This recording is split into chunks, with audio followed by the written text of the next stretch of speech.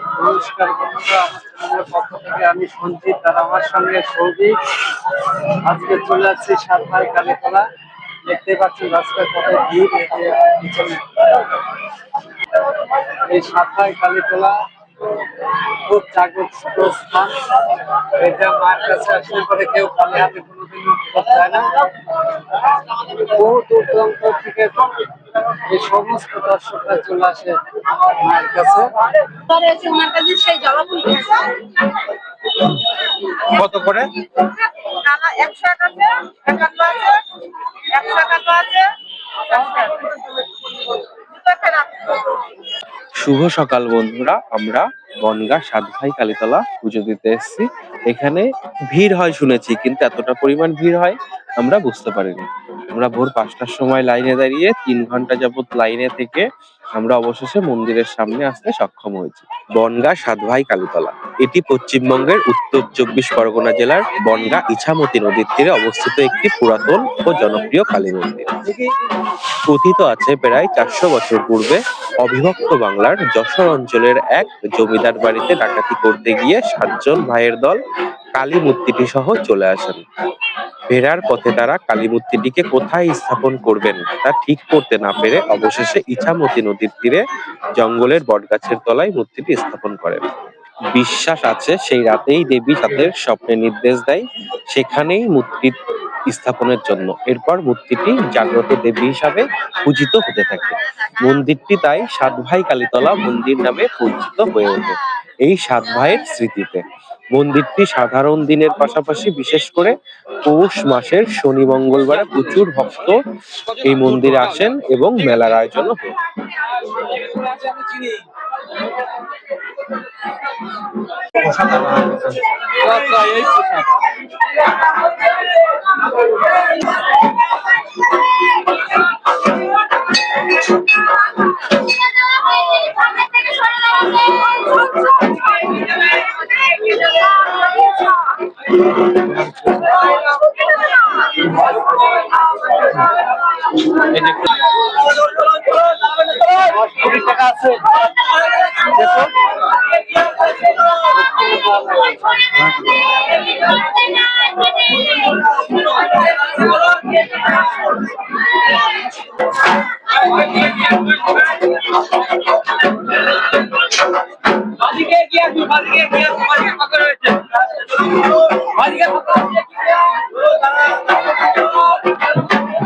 ভক্তদের বিশ্বাস এই বটগাছের সঙ্গে দেবী কালীর আধ্যাত্মিক শক্তি যুক্ত।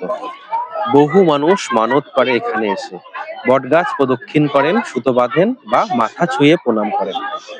বিশ্বাস থাকে এতে মনস্কামনা পূরণ হয়। বিশেষ করে পৌষ মাসের শেষ মঙ্গলবার এই বটগাছের চারিপাশে ভক্তদের ভিড় চোখে পড়ার মতো। মন্দিরে প্রবেশের আগে অনেকেই বটগাছের তলায় প্রণাম করেন। কোনো বিশেষ তিথিতে বটগাছের গোড়ায় প্রদীপ, ধূপ ও ফুল দেওয়ার রীতিও প্রচলিত। আমরা এখন যাচ্ছি সাতভাই কালীতলা মহা শ্মশানে। এই রেল ব্রিজটি অতিক্রম করে। এই রেল ব্রিজটি বনগাঁ শিয়ালদহ রেল শাখা লাইনের উপরে অবস্থিত। এটি ইছামতি নদীর ওপর দিয়ে নির্মিত, ঠিক সাতভাই কালীতলা মন্দিরের একেবারেই পাশ ঘেঁষে।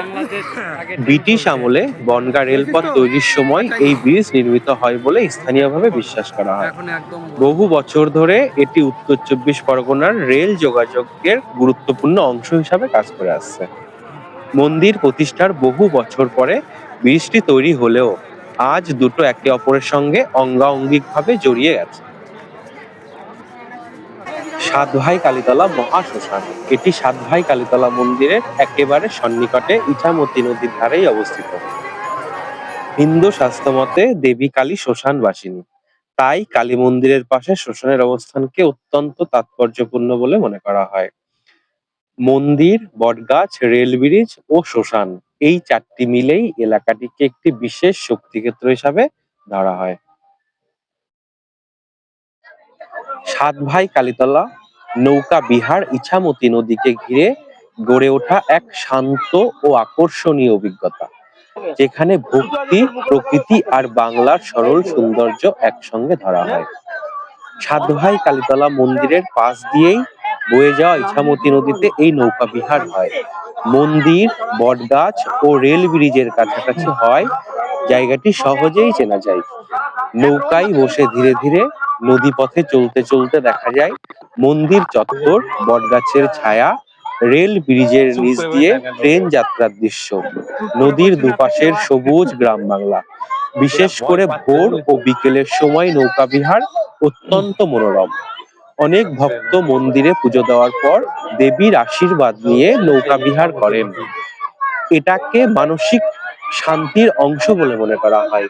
স্থানীয় বিশ্বাসে ইছামতি নদীর জল ও দেবীর কৃপা মিলিয়ে এই যাত্রা মন শুদ্ধ করে। আমাদের ভিডিও মূলত আজকে এখানেই শেষ করছি। আমাদের আপনারা সাপোর্ট করবেন, আপনারা পাশে থাকবেন, আপনাদের ভালোবাসা আমাদের অবশ্যই দরকার। আর চ্যানেলে নতুন হয়ে থাকলে সাবস্ক্রাইব করবেন আর ভিডিওটা বন্ধুদের কাছে শেয়ার করে দেবেন। ধন্যবাদ।